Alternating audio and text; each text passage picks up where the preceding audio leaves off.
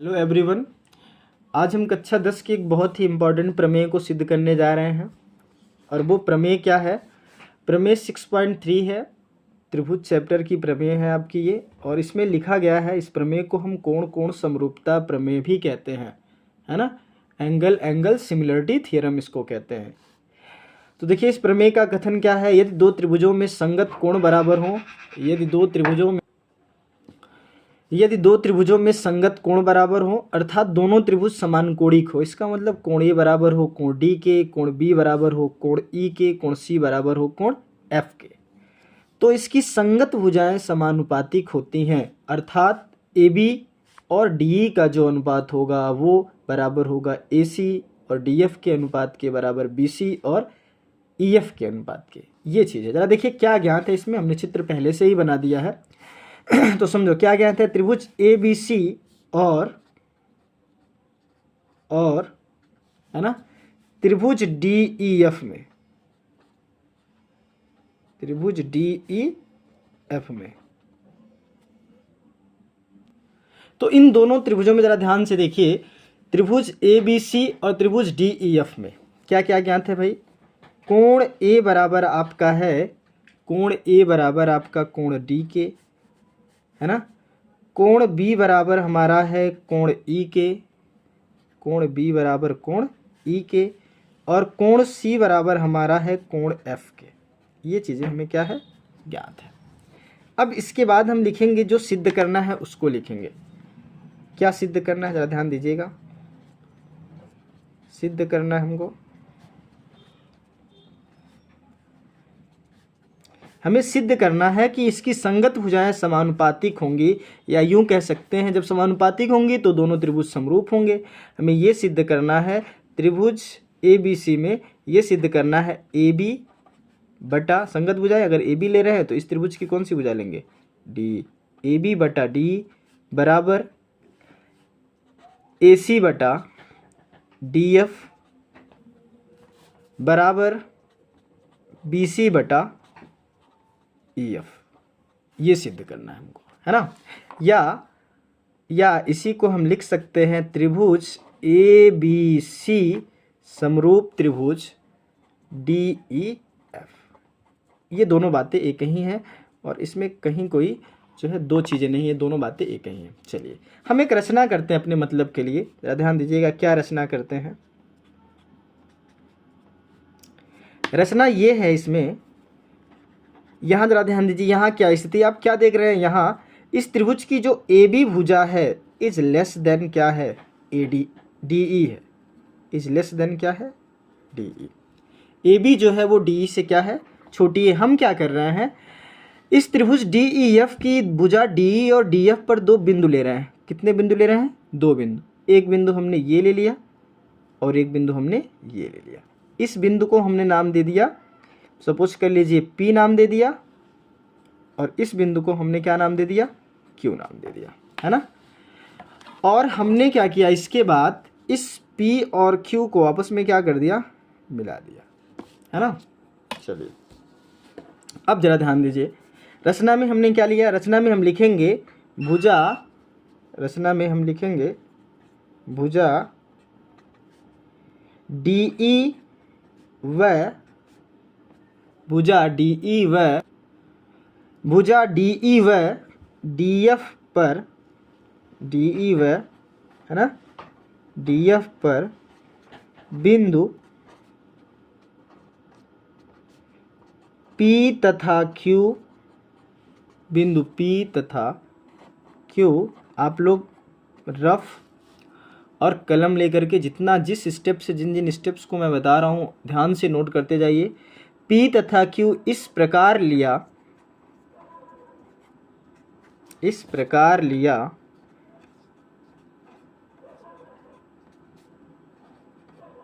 कि AB बराबर DP, है ना, और AC बराबर DQ। ये हमने रचना किया, ठीक है।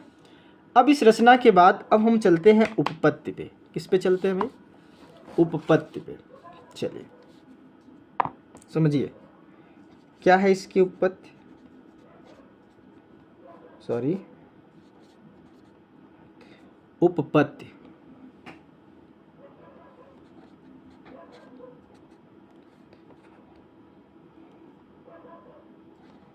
चलिए इसकी उत्पत्ति देखिए। देखिए उत्पत्ति यहाँ थोड़ा सा ज़्यादा साइड में पड़ रहा था, तो हम सोचे कि उत्पत्ति को यहाँ लिख दें। जरा ध्यान दीजिएगा, ये अब उत्पत्ति रही। जरा ध्यान से समझो, चित्र से, है ना, चित्र से हमें क्या मिल रहा है भाई? त्रिभुज ABC तथा त्रिभुज DPQ में, DPQ में ध्यान से समझिएगा, ABC तथा DPQ में क्या मिला भाई हमें? AB बराबर DP। क्यों? रचना से जो चीज़ें बराबर हैं क्यों हैं। दूसरी बात, कोण A बराबर कोण D, ये क्यों है हमें, ऐसा क्यों है भाई? ज्ञात है ना। चलिए आगे चलते हैं। AC बराबर DQ, ये भी हमारे पास क्या है? रचना से। ये भी क्या है? रचना से, है ना। अब जरा यहाँ ध्यान दो, आपको क्लास 9th में मैंने बताया था, क्लास 9th में बताया गया होगा कि त्रिभुजों की सर्वांग समता, अगर किसी त्रिभुज की दो भुजाएं और एक कोण दूसरे त्रिभुज की दो भुजाओं और एक कोण के बराबर है, तो वो दोनों त्रिभुज भुजा कोण भुजा सर्वांगसम प्रमेय से सर्वांगसम होते हैं, है ना। अतः आप लिख देंगे यहाँ भुजा कोण भुजा सर्वांगसम प्रमेय से, कौन सी प्रमेय से? सर्वांगसम प्रमेय से त्रिभुज ABC वो होगा सर्वांगसम त्रिभुज किसके? DPQ के। इतनी बात सबको समझ में आ गई होगी, है ना।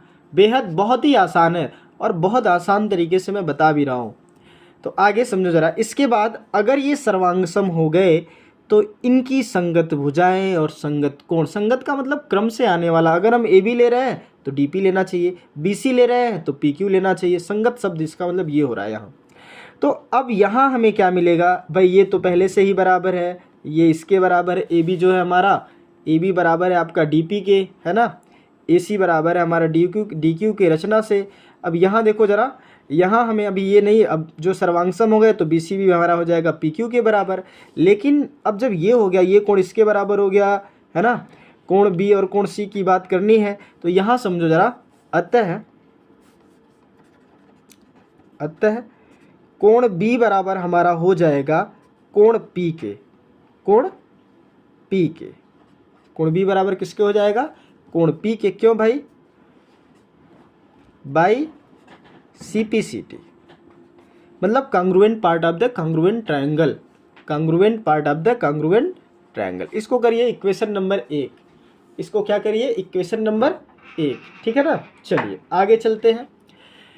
इसके बाद हम आपको बता दें, हमारे पास जो है तथा कोण B ही हमारा है, कोण B जो है वो हमारा बराबर है किसके? कोण E के। ये चीज़ हमारा ज्ञात है, ये चीज़ हमारा क्या है? ज्ञात है।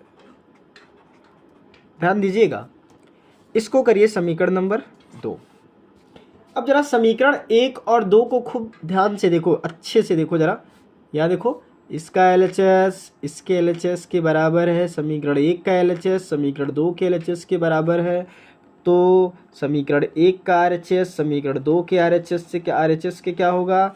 बराबर होगा समीकरण 1 और 2 से, है ना। हमें क्या मिल जाएगा? बोलिए फटाफट बोलो। हमें ये मिल जाएगा कि ये जो हमारा कोण P है ना, कोण P ये किसके बराबर हो जाएगा? बोलो भाई। ये कोण P बराबर हो जाएगा कोण E के, है ना। जब कोण P और कोण E आपस में बराबर हो गए, इसका मतलब ये तभी बराबर हो जाएंगे। ये कब बराबर होंगे? अगर ये दोनों कोण बराबर हो गए तो इसका मतलब ये हो गया कि ये दोनों रेखाएं क्या हैं? समानांतर हैं। ये दोनों कोण अगर बराबर हो गए तो ये कैसे कोण है? परंतु ये संगत कोण है। परंतु ये कैसे कोण है भाई? संगत कोण है। और जब ये संगत कोण है तो ये तभी बराबर हो सकते हैं जब ये रेखा PQ समानांतर होगी किसके, PQ समानांतर होगी आपकी EF के, PQ समानांतर होगी EF के। क्योंकि मैं आपको बता दूं, यहाँ जरा ध्यान दीजिए, बस खूब अच्छे से ध्यान दीजिए। मान लीजिए दो रेखाएं समांतर है, इनको कोई तीसरी तिर्यक रेखा काट रही है, तो समझो इस रेखा के दाएं वाला कोण बराबर इस रेखा के दाएं वाले कोण के। कैसे कोण होते हैं, संगत कोण। इस रेखा के बाएं वाला कोण बराबर इस रेखा के बाएं वाले कोण के। तो यहाँ देखो, अगर हम देखें इसमें, तो इस रेखा के यहाँ जो है, इस रेखा के बाएं वाला कोण यानी P बराबर होगा इस रेखा के बाएं वाले कोण यानी E के, है ना। यानी PQ समानांतर क्या हो गया, EF के। और जब PQ समानांतर EF के हो गया तो मेरे प्यारे बच्चों यहाँ समझो ज़रा, अब हम लगाएंगे अब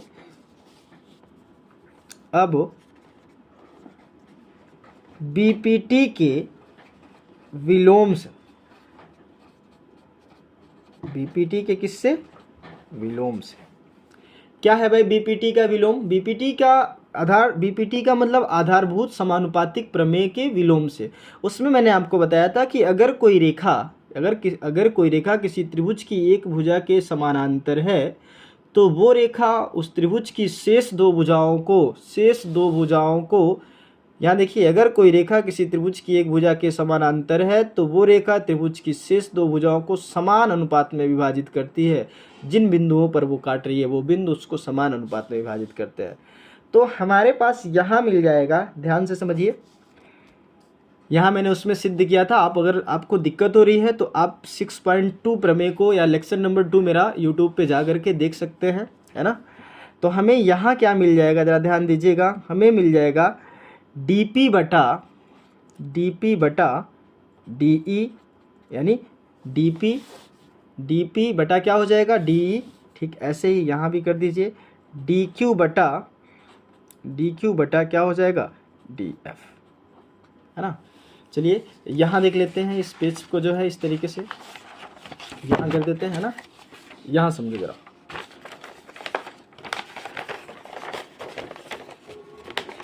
जस्ट ए मिनट, यहाँ देखिए जरा, ठीक है।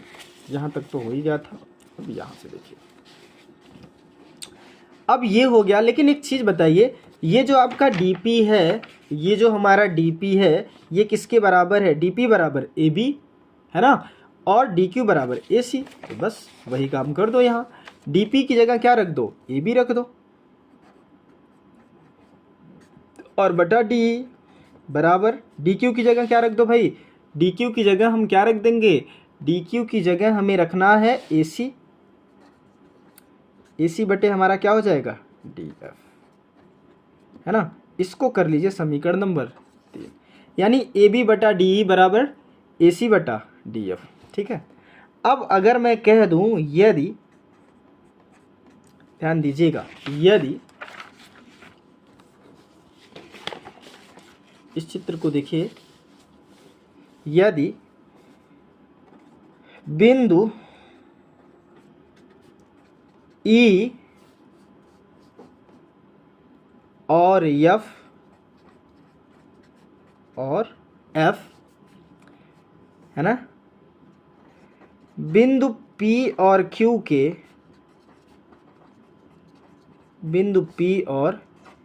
के संपाती हो जाए,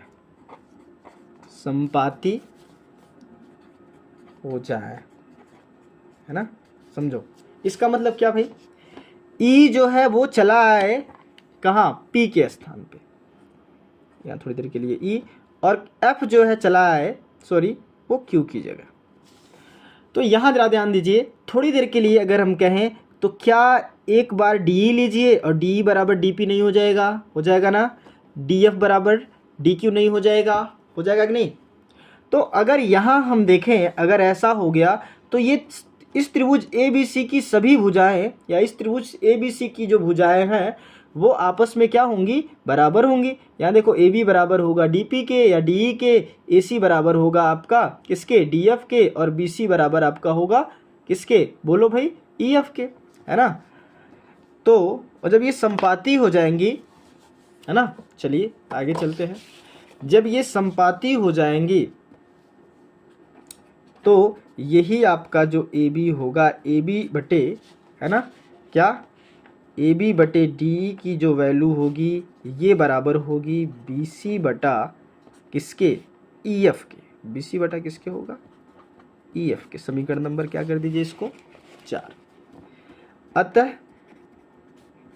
समीकरण 3 और 4 को जरा ध्यान दो। समीकरण 3 व 4 से इसका यहाँ जरा देखो, ए बी बटा डी बराबर है ए सी बटा डी एफ के, और ए बी बटा डी बराबर है बी सी बटा ई एफ के। यानी इसका मतलब ये जो है, जरा यहाँ ध्यान दीजिएगा, ये बराबर है इसके, है ना, और ये बराबर है इसके। यानी ये तीनों एक दूसरे के क्या है, बराबर हैं। तो हम कह सकते हैं अतः ए बी बटा है ना डी ई बराबर क्या, बी सी बटा ई एफ बराबर ए सी बटा डी एफ, है ना। या इसी को हम लिख सकते हैं ए बी बटा, क्रम से कोई मतलब नहीं, क्रम डजंट मैटर, ए बी बटा डी बराबर ए सी बटा डी एफ बराबर बी सी बटा ई एफ। और इतना अगर आपने कर दिया तो यहाँ लिख दीजिए हेंस प्रूव्ड। क्या लिख दीजिए, हेंस प्रूव्ड। तो ये रही पूरी की पूरी प्रमेय, जो बहुत ही आसान है।